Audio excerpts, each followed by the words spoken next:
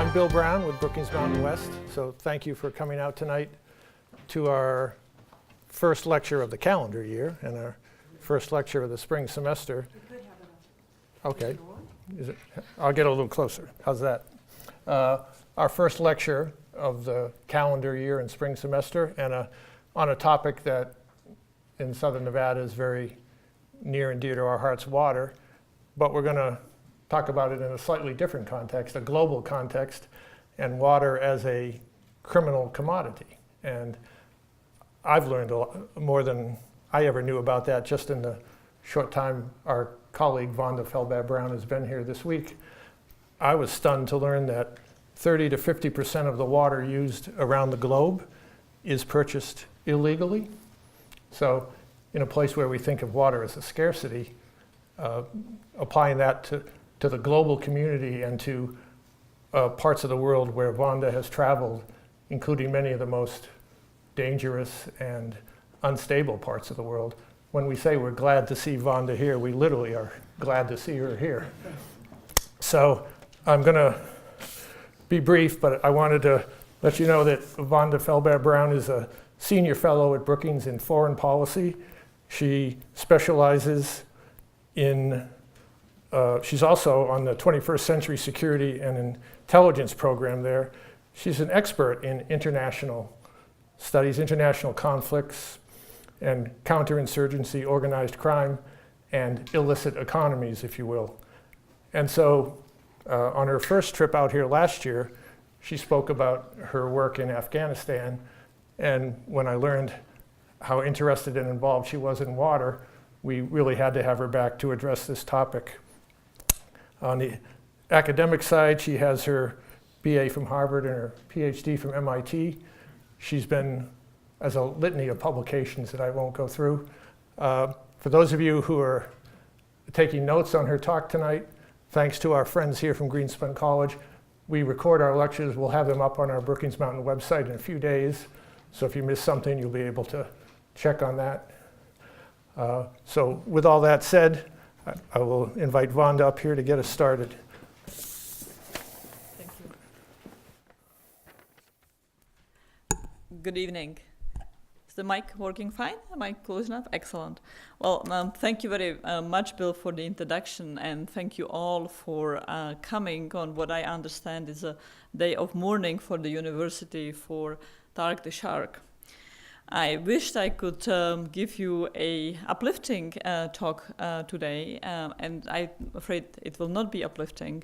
Nonetheless, it is a topic of water theft, water smuggling, that is of vital importance to all of us and to some of us more acutely than others. And vital in the literal sense of the word, because without water, of course, there would be no life, not even for people, ecosystems, anyone. And indeed, water is a scarce commodity that's becoming scarcer. About 10 years ago, 1 billion of people around the world lacked access to safe drinking water, about a fifth at the time of the world's population. And 2 billion people lacked access to safe sanitation, with all the repercussions in terms of health, poverty, and other forms of marginalization. A quarter of people in Africa do not live in areas of chronic water stress. And by 2025, these numbers are expected to grow dramatically, with just about each of these categories worsening. So perhaps as many as 3 billion people in 2025 could live in chronically water-stressed areas, coping with basic access to drinking water. And indeed, already today, we see in many parts of the world very intense competition over water resources. That is not new, and in many ways, the history of human population is history of competition and access to water. But the problems are greatly magnified today as a result of multiple reasons. Population growth, above all, but also urbanization, increase in living standards, which on the one hand you might think would lead to perhaps innovation and smarter water use, but in fact is most often leading to overuse of water and much greater use than has been the case in the past. environmental degradation of many forms, classically pollution of water sources, but beyond that, and of course climate change, which is impacting access to water throughout the world in different but dramatic ways. And the more surface water is depleted, the more there is pressure on groundwater. As much of a problem, if a less visible problem, as pressure on surface water, but the far more difficult regulatory challenge, because use, overuse, abuse, theft of groundwater is far less visible than that of surface water. And so the problems that pervade devising good regulatory programs, free riding, backpassing, overuse, is magnified with groundwater. Now, strict legal compliance is not a guarantee of sustainable and efficient use. If the regulatory system is inadequate, if there is great capture by special interest of regulatory commissions, as well as simply because of the extraordinary complexity of what water regulation has to do. But nonetheless, in the absence of legal compliance, it is difficult to devise effective and effective regulatory system. And problems of insufficient pricing, cost avoidance, backpassing lead to overuse and problematic water management and threats to long-term viability of water sources, and increasingly these days to even medium sustainability of water forces. So regulation of water needs to accomplish a bulk of goals, bulk of objectives. In the first place, it needs to sustain water for drinking and food. That means sustaining water for agriculture, but also preserving water for industry, energy, and obviously also viability of ecosystems. The last being often the least prioritized and least factored in aspect of regulation, but one that has multiple multiplier effects, often very problematic multiplier effects on the other categories as well. There is no standard agreed notion of how many liters of water a person needs per day, but nonetheless, most water experts will say this is about 50 liters of water, of which people need to drink daily about 2 or 3 liters, and the rest goes for cooking, bathing, sanitation, food production. Now, take a guess of how many liters of water goes into 1 cup of coffee.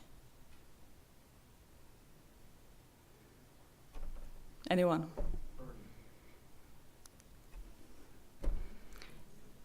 140. Now, obviously, this is not the magical bottomless cup of which the water just goes out. What the 140 liters of water accounts for predominantly is the invisible aspect of water.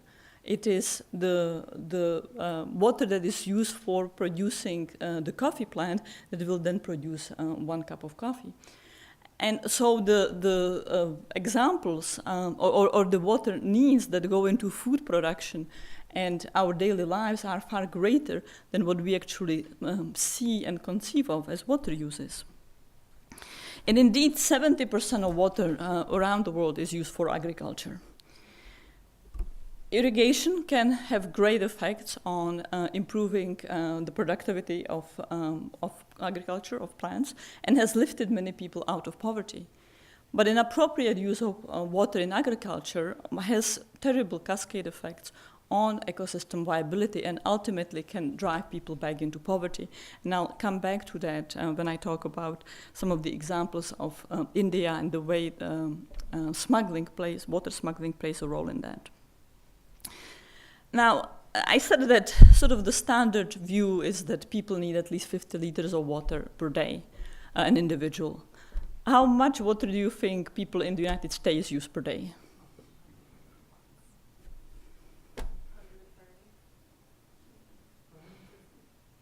400 to 600 liters. That is by far the most water-intense use of anywhere in the world. In Western Europe, people use about half of that.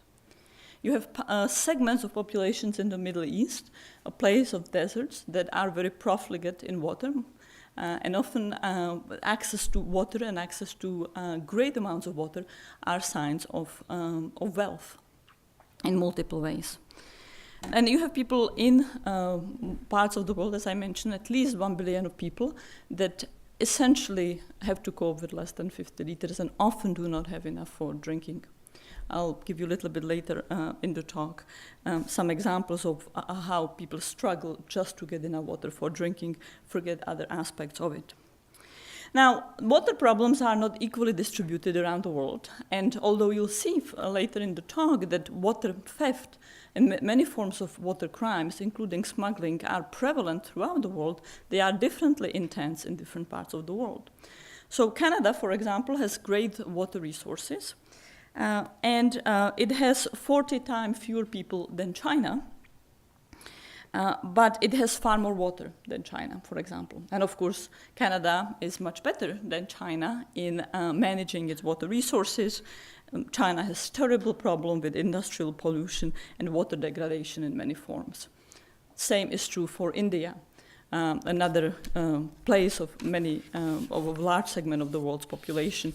Terrible water mismanagement, huge pollution, huge degradation of surface water, and overexploitation of groundwater as well. 30 years ago, there were 2 million wells in India. And one of the reasons why India has improved greatly socioeconomically and lifted people out of poverty is green revolution, an aspect of which is irrigation and the interaction of irrigation as fertilizer. So 30 years ago, there were 2 million wells in India. Guess how many there are today? 23, 25. No one quite knows because many wells go unregulated, they are unregistered because people don't want to pay for water and they need to dig deeper and deeper.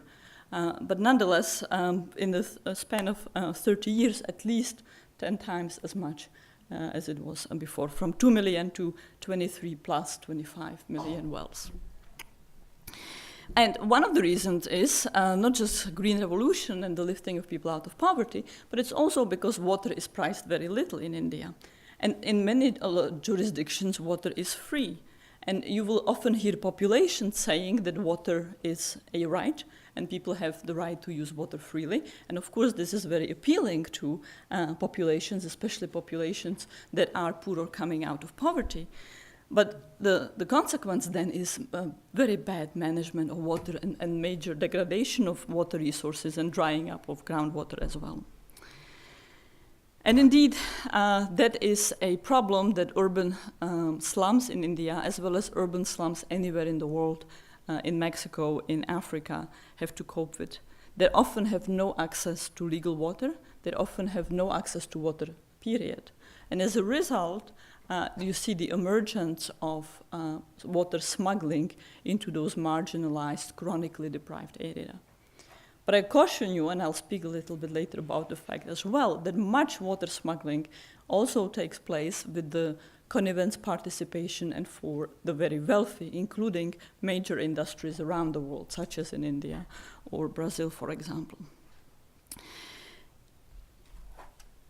Water and the illegality of water is a wicked problem from the perspective of addressing it from the perspective of policy responses. Because unlike other illicit economies, one cannot simply say that the proper response is suppression of illegality, suppression of smuggling. That presents excruciating moral dilemmas of cutting off some of the most marginalized, deprived poor people, to 1 billion or more, from access to water, which in the most extreme circumstances would mean death, literally killing people by thirst. But at the same time, if there is not effective regulation that does not mitigate or stop water crimes, then one can never achieve regulation that's effective enough to guarantee sustainability and guarantee long-term viability. So what are the threats that are posed by water crimes, by water theft, water smuggling? Well, the most extreme is the one that we have been talking so far about, which is the water security of users, both licensed users as well as unlicensed one. And overuse of water will start affecting not simply those who already exist at the margins or who already violate the regulations, but potentially also licensed users. And with greater water scarcity then comes rationing, increased price, insufficient availability. But overuse of water leads to also many other forms of degradation, such as increase in salination, intrusion of pollution of water resources. So if water tables, whether surface water or groundwater, drop too low, a whole cascade of negative effects takes place that further degrades water and water availability. The theft of water also presents other regulatory challenge and difficulty, namely that if the Water Commission, the state perhaps, does not collect enough revenue, it will not have the ability to repair and update systems, which leads to their degradation, increase leakage of many forms of pollution, potentially breakup of pipelines, loss of water through that, all compounded by great growth of urbanization. And this is not just the problem of poor countries around the world or developing countries. In many parts of the world, even in developed world, pipelines, water pipelines network are often more than a century old. And yet, citizens have often not been willing to devote taxes, resources to upgrading the water system. For example, in Washington, D.C., there's a very big debate going on about how to raise taxes to upgrade the pipeline network that is more than a century old and clearly inadequate for the city. Then think of megacities such as Karachi, where at least 20 million people live, 33 times the size of Las Vegas, I believe. Karachi requires daily 1,000 million gallons of water. Yet the pipeline network can at best support half of that. And much water is lost through theft, leakage, and smuggling. And so what it means is that a very vast majority of entities, citizens as well as businesses and households in Karachi, in one way or another, participate in water that's either privately distributed or very frequently illegally distributed. Another key threat of water is again one that we already talked about to some extent, which is to food security for crops as well as for grazing. And that's intimately linked to environmental ecosystem sustainability, where privileging of water use for agriculture often degrades surrounding ecosystem to the point that you see soil erosion, potentially forest collapse, of course great biodiversity loss, but then cascade effects, blowback effects back on agriculture, which will not have enough resources and often face a great deal of other problems. And yet, interest groups, agriculturists, farmers around the world want to have as much access to water as possible and are often not friendly disposed to either greater pricing or restrictions and rationings and love to violate the water permits they are given. Lack of access to water has great impacts on health, on disease spread, communicable diseases, as well as infant mortalities, and is in a very complex way linked to poverty.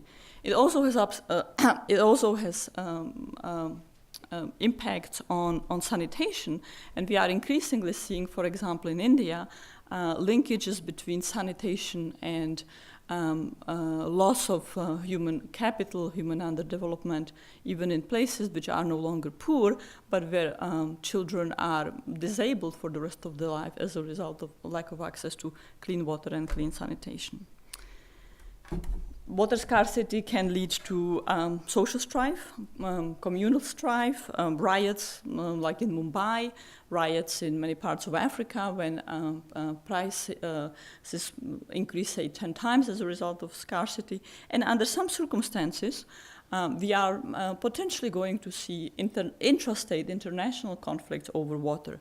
The Middle East being a classic example, with conflict between Turkey and Syria upstream states versus Iraq, in South China, in the South Asia area, where China is damming all of the rivers that go into India, and India feels extremely threatened by that move and perceives that as a matter of national security.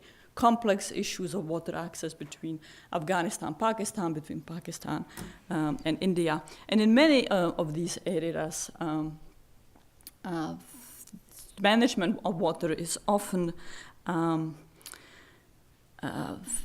seen as a very difficult, very conflictual security issue rather than a collaborative one, even though it can be transformed into a collaborative issue.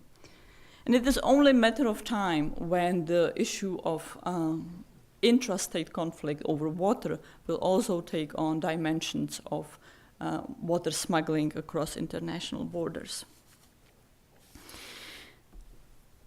Now let me give you a few more numbers about what is the size of water, water theft. Bill already mentioned that in many parts of the world, at least 30 to 50% of water use is illegal. It means essentially unpaid and outside of permits. In fact, the amount of water that is used every day through leakage and theft would be enough to provide water for 200 million people a day. Those are serious numbers. And again, this is not just the problem of developing countries, it's very much the problem of the developed world. In Southern Europe, for example, meaning Spain, Italy, Greece, and some of the smaller countries like Malta, for example, the number of unregulated users, people who use water without paying, without having a license, is equal to the numbers of users in the regulated sector. The demand of water that goes through illegal channels is equal to the volume of water that goes through legal channels. In Malta, the volume of water diverted without paying, water through water theft and water smuggling, is greater than the amount of water that goes through the sanctioned and paid for channels. And we see these numbers all in place after place. Karachi and Mumbai, New Delhi, 30 to 35% of water is smuggled illegally or stolen. Same numbers go for many cities in Africa. Now, there are very many forms that water theft and water smuggling takes place. In the most simple way is that people simply do not pay for the water that they use, and they use water in excess of what they are permitted. So they bore wells deeper than they should, and deplete the water table. Classic problem in India, very much augmented by the fact that diesel is subsidized very cheap, and so people who already don't pay for water to start with or pay very little can drill very deeply because they can buy pumps for which fuel is very cheap. So one crucial way of getting better regulation of water in India is to cut off subsidies for diesel. No politician has been willing to do that in decades. And in many parts of the world, there is also that the water theft and water smuggling become far more sophisticated than simply overuse or not paying for water. It can involve establishing illegal pipelines. It can involve trucking water that's tapped illegally. Very complex schemes involving water regulators issuing licenses clearly in violations of principles to actors, perhaps establishing fake hydrants through which water is then channeled to others. Faking meters. Most hotels in developing world often used booster pumps, and they might be illegal and certainly head to water depletion. Much water is illegally used for the cultivation of narcotics. In Colombia, this can be coca. Now, Colombia is a water-rich country, but nonetheless, coca cultivation has very degrading effects on water sources. In Colombia, in the United States, and places like Oregon, before marijuana became legal there, a lot of water was illegally diverted and stolen from pipelines and wells for cultivation of marijuana, and it might still be illegally diverted for a future legal cultivation of marijuana. But perhaps the most glaring example is one of Yemen, a very poor country torn by conflict, where there's a prevalent use of khat, a mild narcotic, not illegal there, but extremely thirsty plant and disastrous in the area. And so the outcome is that the population of Sana'a, the capital, overwhelmingly depends on private or illegal sources of water. So much so that when there's essentially salt water for 0.15 per liter, $15 per liter, in a country where people make about $2 a day. So if you assume that that people would need 50 liters of water, they would pay to illegal vendors about $7.5 per day. Now their income is $2. So clearly they do not have the capacity to access 50 liters of water. But even if you just think of the water that's necessary for drinking, 2 to 3 liters, that would be about $0.45, so 45 cents. And even that is a very substantial portion of their income, essentially a quarter of their income just spent on being able to drink enough. And we see similar examples in places like El Salvador, Jamaica, Nicaragua, where the poorest households often spend 10% or more of their daily income on water. But when the problem of water regulation becomes particularly complex is when water mafias emerge that start distributing water to those who don't have enough access. And those could be water populations in the slums, which are often overwhelmingly dependent on these illegal providers, or even major industries which do not want to pay for the water they need and they want to use. And what is so difficult from the perspective of policy regulation is that those illegal providers of water often accumulate a great deal of political capital. The survival of the people in the slum depends on those water mafias that steal water or access water in some ways in another part of town and bring it into the slum. And these areas might be enormous. In Lagos, for example, a large city in Nigeria, 20 million people, today only about 5% of households and businesses are connected to a piped water system, 5%. And only 1% are connected to closed sewer system, essentially just hotels and high-income residences. So the rest of the population needs to depend on private actors, legal or illegal, who bring water in tanks, who sell water in little plastic bags, or simply scrape water from drainage, often drink water from sewage, from illegal boreholes, with all the, of course, terrible effects on sanitation, spread of diseases, etc.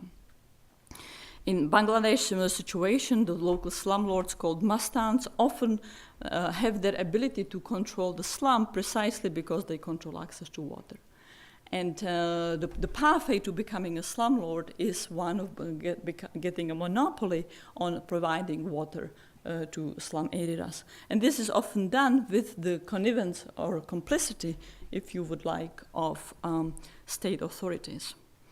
Now, why is it that state authorities would be part of those smuggling mafias? Well, one reason is simply monetary, that those that sell water outside of the legal system, outside of the pipeline, often sell water for many times, 8, 10 times the cost of water through the official public pipeline system. And of course, they get kickbacks.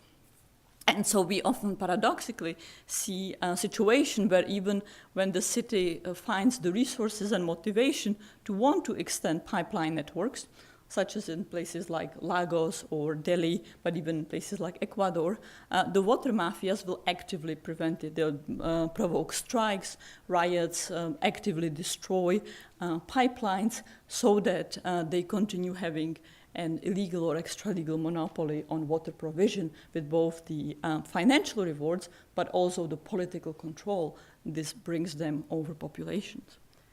And here is another aspect where the state often is complicit with that, because in many parts of the world, the middle class, upper classes essentially don't want to spend the resources of lifting people in the slums out of poverty, and they're quite happy to relegate control of the slums to extra-legal actors, illegal actors like the water mafias. And what better form of control there is than control over water, control over basic survival. And so, although in large parts of the world, populations are dependent on the smuggling of water, on water crimes for their survival, they obviously exist in extremely suboptimal and problematic equilibria and situations where their condition is better than having no access, but certainly very problematic.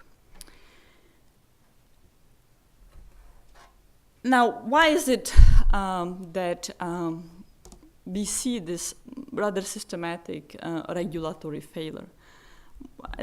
Part of it is just the complexity of understanding how water use affects a variety of domains I talked about, including ecosystems and the spillover effects. Let me give you an example from India, where urbanization has hugely compounded the problem of water use. Slums, very large parts, do not have any pipelines, because if settlements were established without permits, which slums are, then the state does not provide pipelines.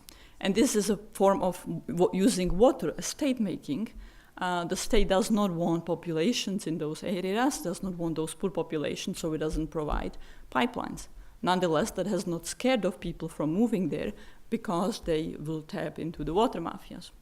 Nonetheless, those slums do not have enough water, and so those who illegally truck waters will go out into the rural areas to acquire water, either by drilling illegally there or cutting into pipelines there, or by also buying water from farmers who have a right to drill wells for agriculture. But it is far more profitable for the farmers to sell water to the water mafias than to use it for agriculture. Now, some of the water is then taken to the urban slum, but a lot of the water is also sold to industries in India that do not want to pay the price that even rather cheap water supply in India would demand of them.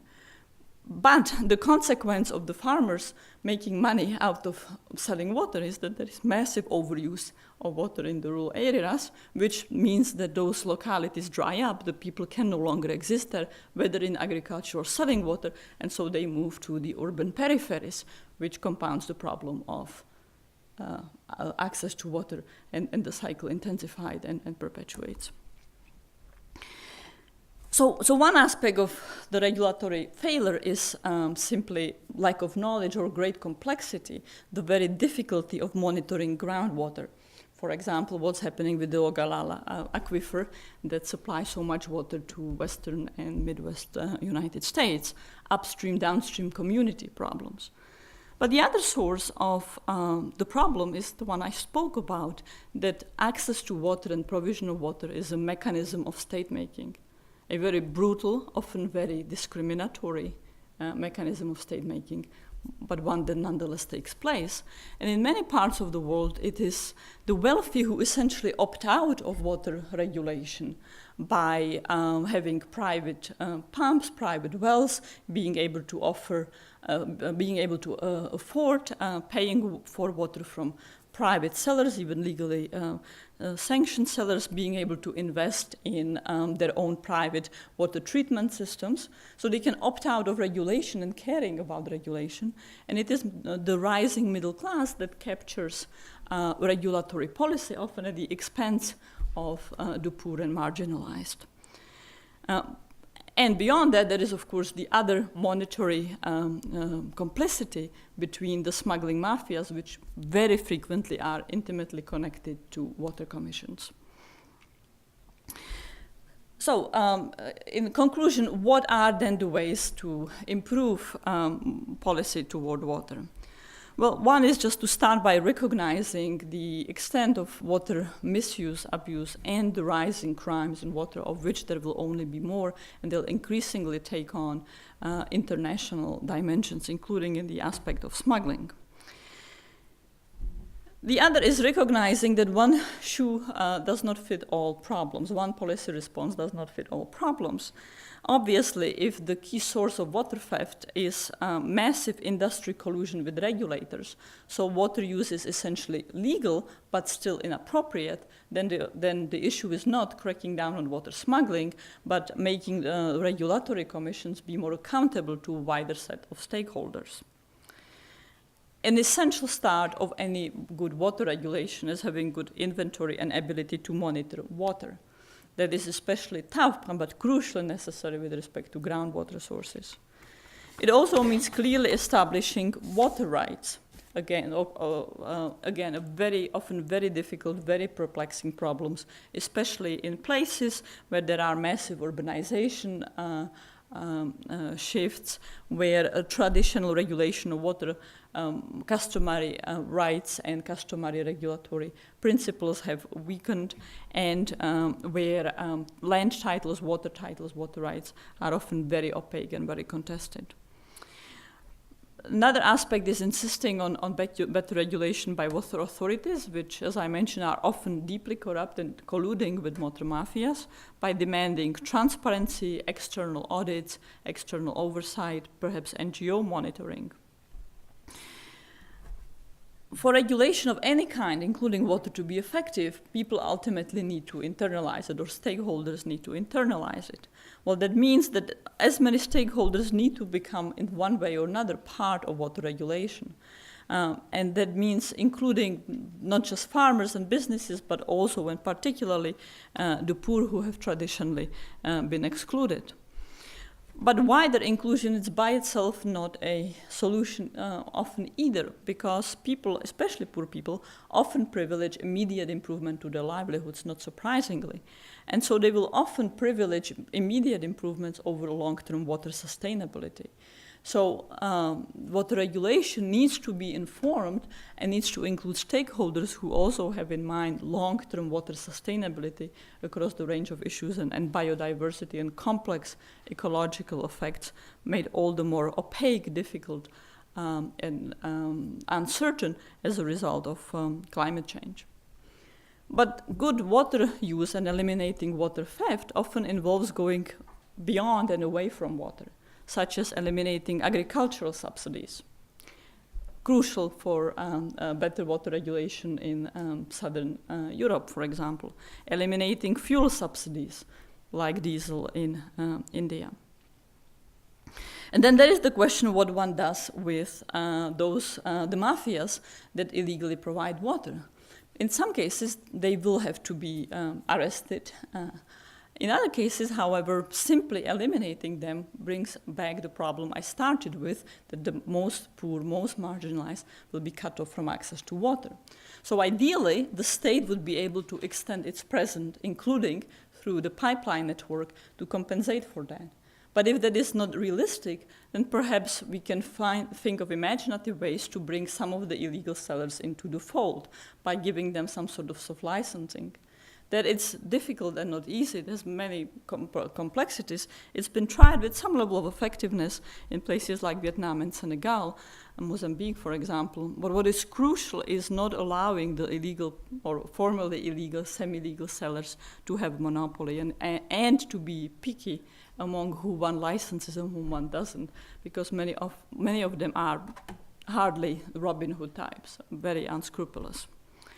And so much of water regulation is then a deeper reckoning of who we are as a people, who we are as a people in our relationship to the environment, but also who we are as citizens vis-a-vis each other. And so a lot of good water regulation is about the definition of social contract, the definition of exclusion or inclusion, all of which are extremely politically difficult. And with that also comes aspects of how water crimes are enforced. At what point will the police act with what levels of punishment? And one of the reasons why water regulation is difficult is that so much water theft is not visible. And there are big lag times between identifying that big leakages of water are occurring and the ability of even motivated authorities to act. That generates, again, a cascade of problems and stimulates crime. So how can we shorten the identification problem to be aware that water theft, water leakage is occurring, and develop an enforcement response along with that is swift and painful enough without creating other problems that it will create incentives for better, wiser use of water. Now, when people have faced scarcity in many different areas, they have two ways of coping. One is of innovation, so it can be, for example, desalination. Or one way is to become smarter users. And this is what I want to end on, that a crucial part of dealing with water crimes and water use is being far less profligate and being far more conscious about water use. And I am very pleased that I am saying that here in Las Vegas, where people are far more conscious and businesses are often far more conscious in how to conserve water than in other parts of the world. Thank you.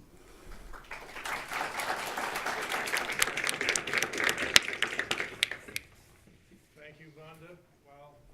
While you have a sip of legally purchased water, please let me turn to the audience, and I hope we have a few questions, and we have time for some. Let me just encourage you to ask your question in the form of a question so that we can get as many people as possible. Anyone want to start? Right here, please. Oh, okay. Well, very good speech, very interesting.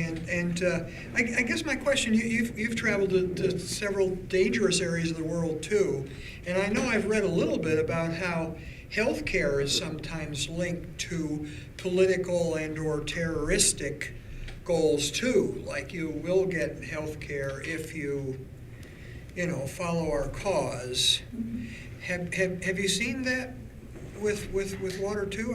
I'm wondering have you seen that at all with water, that it's yes. So the answer is yes, and there are different aspects to it. In Afghanistan, for example, the government is widely mistrusted in equitably, justly resolving conflicts over water, of which there are more than ever for a variety of reasons: return of refugee populations, demographic changes, land theft, water theft by those who became empowered after 9/11, often linked to the state.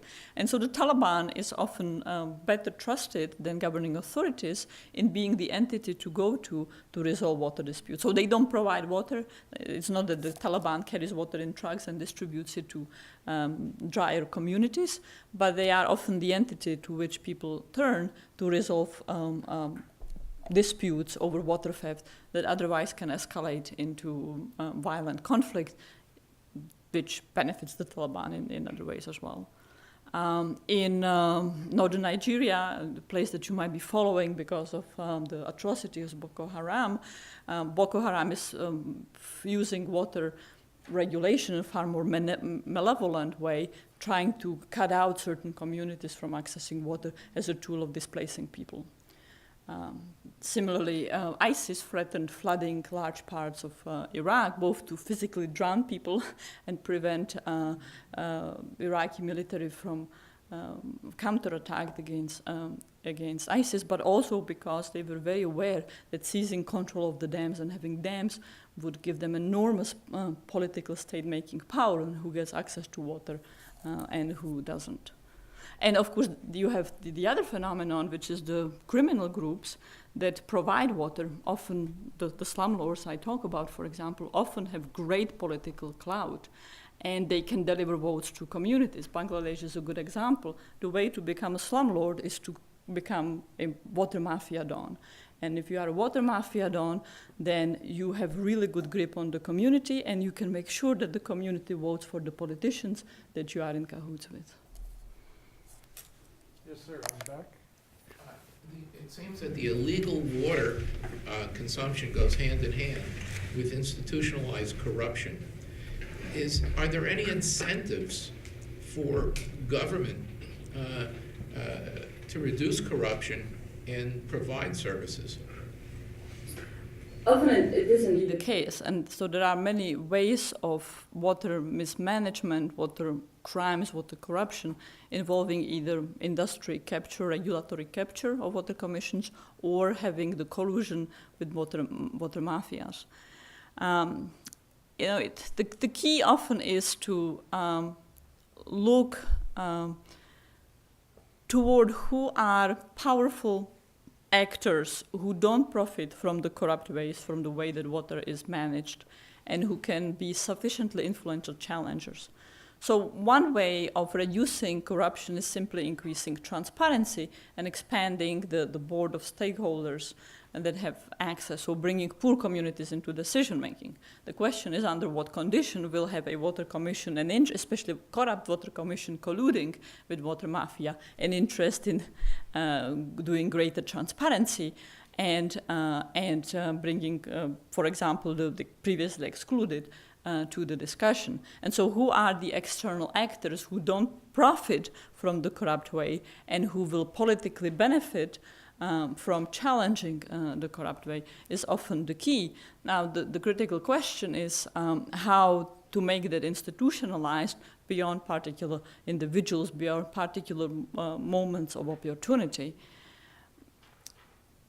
In some ways, though, I'm more optimistic about that, simply about providing water to some of the slum areas, than about the more difficult regulatory issue, the background issue, such as cutting of subsidies for agriculture, cutting of subsidies for fuel, for diesel fuel, for water pumps. They, in some ways, are not corrupt in the sense of taking place outside of law. They're perhaps corrupt in the moral sense, and that they are not optimal in terms of long-term interest and sustainability. But they often are critical background factors for scarcity and smuggling, and getting at those is often more politically difficult than even just acting against the very clearly corrupt link in water mismanagement. Sir, ma'am? I was just going to ask, like, as far as Americans and what they pay for water, it's relatively cheap compared to, say, Europe or the rest of the world. Do you think raising water prices in the U.S. would help water conservation here? Yes. Yeah. But try to be a politician running on that platform. Yeah, exactly. So how would you go about getting them to raise water prices without everyone basically freaking out over it because they don't want to pay more? Well, I think that it is obligatory on politicians and experts to be simply informing the public that there is a bigger problem. there is a massive problem that will not be resolved, and part of dealing with it is raising price. Now, it's not just pricing issue that's a problem. I mean, in the US, I spoke about the Ogallala aquifer.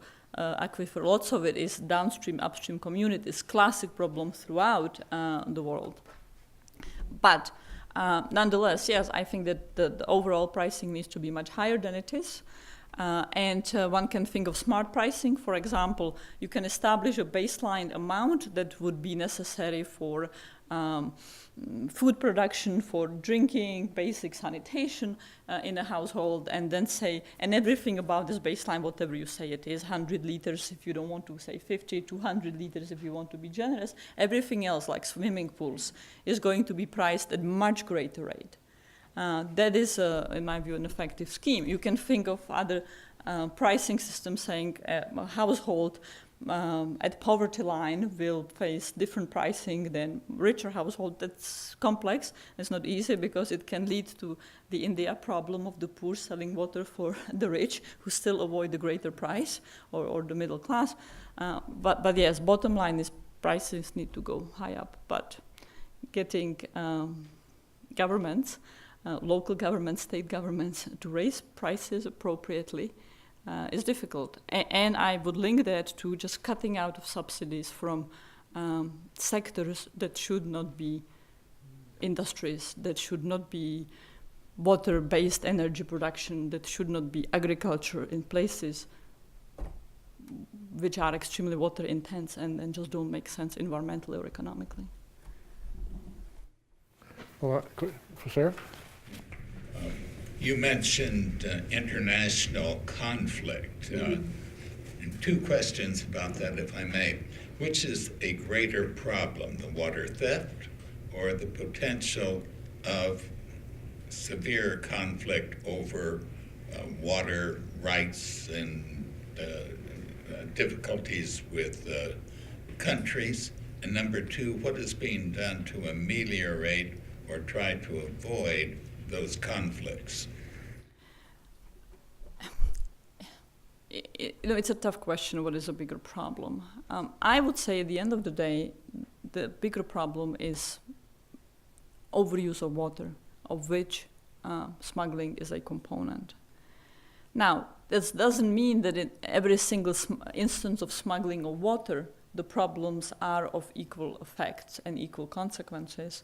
And so in some cases, very bloody conflict of water would, of course, generate tremendous problems. Think about a conflict over water between India and Pakistan. The two countries are at knife's edge very frequently over a variety of other issues, but meanwhile, India has big water problems, Pakistan many times more magnified. Pakistan's drying up massively, and it has a whole host of problems. It depends on water from India or Afghanistan, both countries with which it has very difficult relations. The potential of conflict escalated there over water would lead to terrible conflict potential involving nuclear weapons with the repercussions for the rest of the world. In that case, I would say the prospect of conflict between India and Pakistan is far more threatening than, for example, water smuggling in Tijuana, of which there is quite a bit. So it depends, but I would say overall the effects on the entire planet, especially when intersected with climate change, are probably even greater of water use or overuse of water, and they will potentially generate terrible conflict. Now, there are ways to mitigate conflicts. And in fact, in the setting of India and Pakistan, to come back to the example, the agreement from the 1950s over the managing of the Indus River and several other rivers, water that originates in India and goes into Pakistan, are often held as the high point of collaboration between the two countries, which used a potential crisis into developing rather collaborative relationship.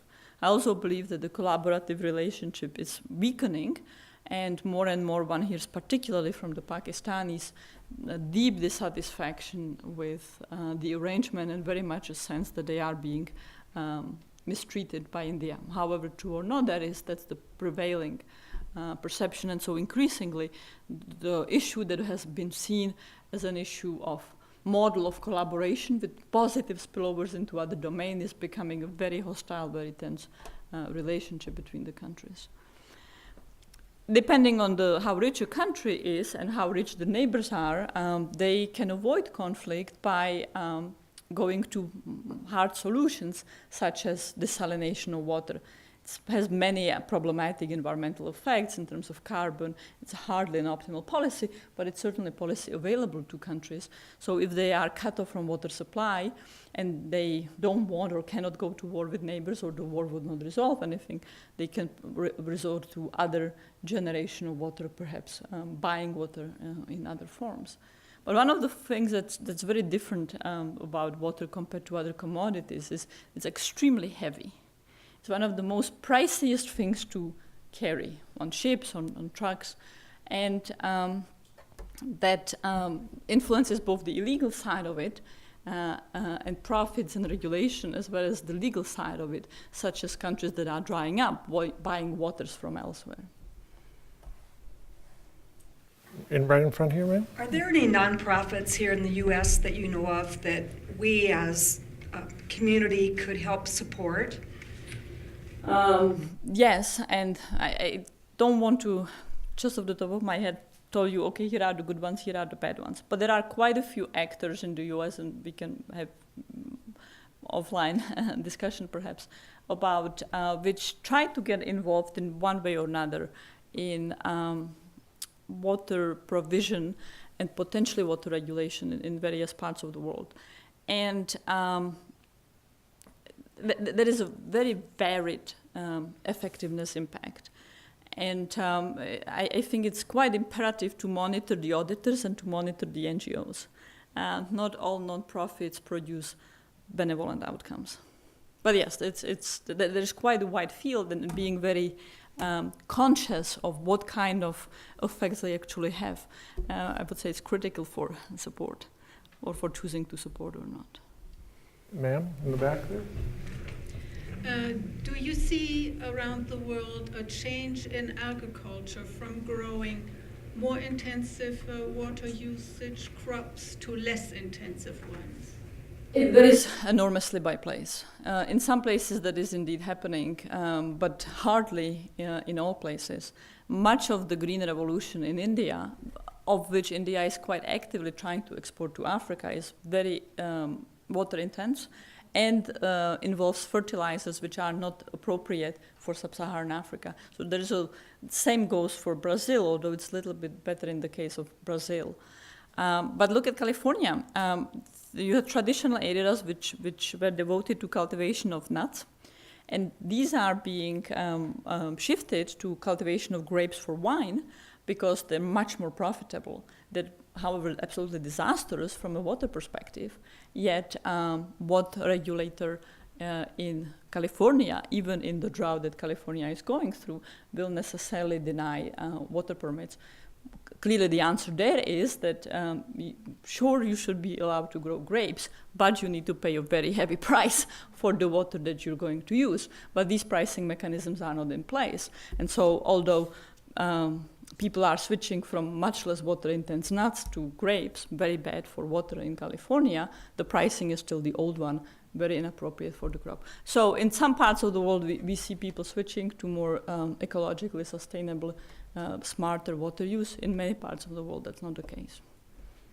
I want to be respectful of your time, but so I want to thank Vanda for a fascinating talk, and thank you for some great questions. Before I let you go, I just want to put in a plug. We'll be back in 2 weeks with our next lecture. It'll be on a related topic, so I expect to see all of you here. We're going to have Elizabeth Ferris out from Brookings, and she's going to talk about climate change on a global level, including natural disasters and human rights and how that interplay. So we'll be around if you have some questions that you still have or didn't have time to ask. And I hope we see you in a couple weeks. Thanks for coming.